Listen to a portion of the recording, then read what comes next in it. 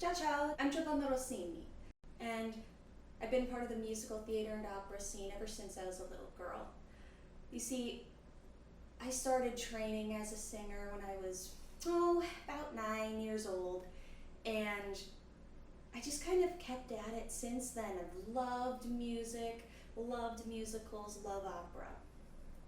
And I understand that if you're just not part of that community and you haven't gone before, there are some rules that you just don't know and you might feel anxious, especially about what to wear. So first I'm just gonna point out like 3 basic rules or guidelines that I would recommend.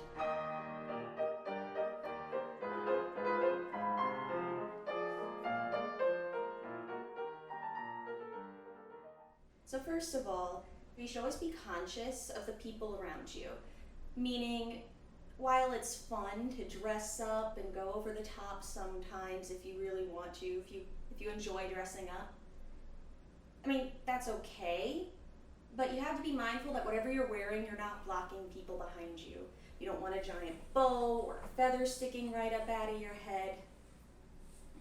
That will be very irritating to anyone sitting behind you because they can't see. And I don't think you would appreciate having your view blocked, right? The next thing to keep in mind is not all theaters and auditoriums allow you to bring in purses. And if they do, there's a high possibility that there will be a special line that you need to get into, which can take a long time because someone has to look through the bag to make sure you're not bringing in anything dangerous. So my ladies, if you don't have your own pockets or your own man purse, a boyfriend or a father, brother, whoever's attending with you, to carry all of your things. So I would personally recommend wearing a clutch purse like this, something really small that you can just very quickly open, show the insides, maybe have your credit card, your ID, your keys in there. And if you really want, maybe you can have like some cash in there. But that's really all you're going to need for that night, and it'll allow you to just flip open your purse.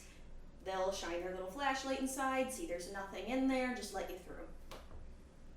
Now number 3, theaters often run a little bit cold. I can tell you as someone who's been up on the stages before as an actor, actress, singer, it can get hot up there when you're in costume and you're under all those bright stage lights.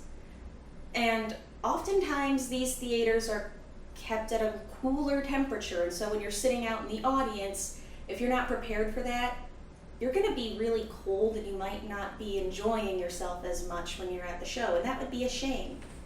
And one more thing to keep in mind is that because it's so cold, you should always bring some sort of a jacket or a sweater. It's really up to you what you want to wear, what you want to bring.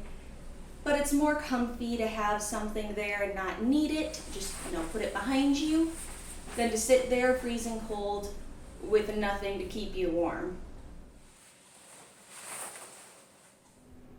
One fun thing to wear when you're going to a musical, for example, are merchandise jackets like the ones that I'm wearing here. I got these when I went to go see Beetlejuice and Wicked.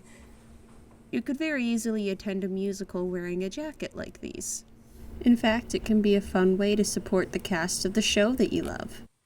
Now, if you're attending a matinee performance, basically if you're attending a performance in the morning or the afternoon, those performances tend to be much less formal than evening performances.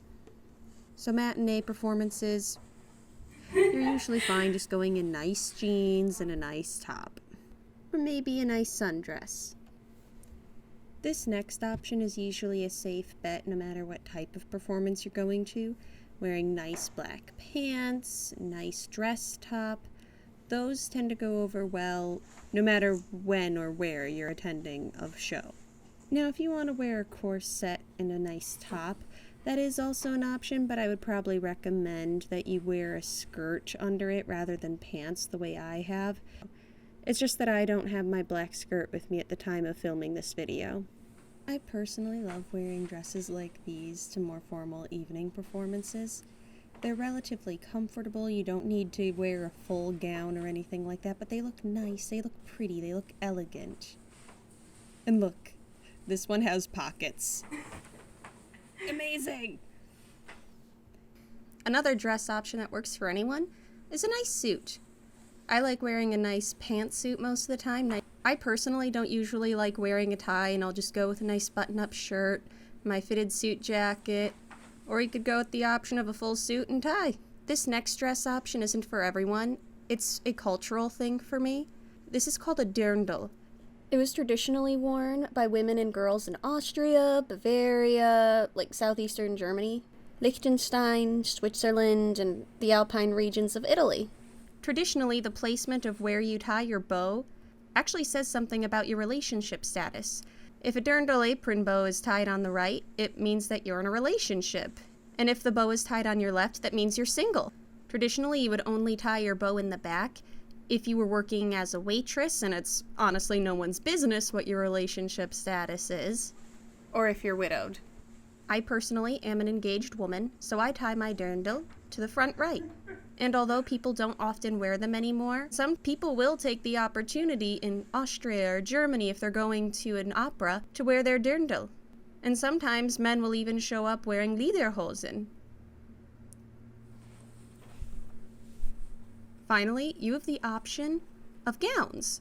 Now, not everyone will do this, and I've only ever really seen it if you're attending an evening opera at a big fancy opera house that is very well respected, like the Metropolitan Opera House or the Salzburg Festival. Now, I hope you found my video helpful, and I hope you have fun. Go, enjoy yourself. It'll be a new experience, and hopefully you'll find something new that you enjoy doing. And until next time, I hope I'll see you at the opera. Ciao!